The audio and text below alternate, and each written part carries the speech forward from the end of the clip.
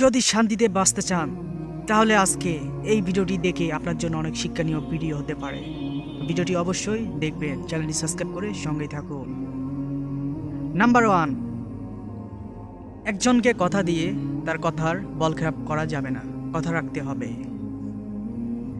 সবাইকে খুশি রাখার চেষ্টা মানে নিজের ব্যক্তিত্বকে সস্তা করা। আপনি সবাইকে খুশি রাখতে যাবেন, কিন্তু আপনার উপরে অনেকে হিংসা করবে, কিন্তু আপনি তার উপরেও হিংসা করবেন না, তাহলে আপনি আল্লাহ তাআলা আপনার উপরে অনেক খুশি বা রহমত বর্ষণ করবেন।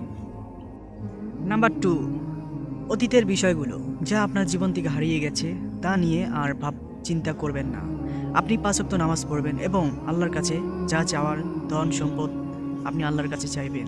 অবশ্যই আল্লাহ আপনাকে ফেরাবে না, যাওয়ার মধ্যে একমাত্র কে আল্লাহ তাআলা।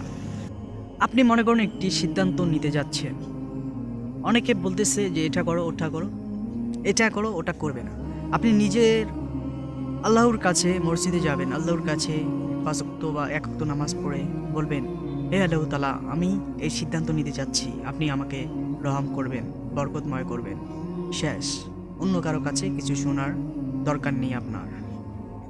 নাম্বার 3, এই আপনার ইমোশনাল মুহূর্তগুলো সবার কাছে বলবেন না বা ফিরিয়ে দিবেন না, তাহলে এই হিংসাপর পৃথিবী সবাই আপনার দিকে ভালো চাইবে না, আপনার কাছে হিংসা করবে। অবশ্যই সব সময় একটি কথা মনে রাখবেন, একমাত্র চাওয়ার মাত্র মালিক হলো আপনার মহান আল্লাহ তাআলা।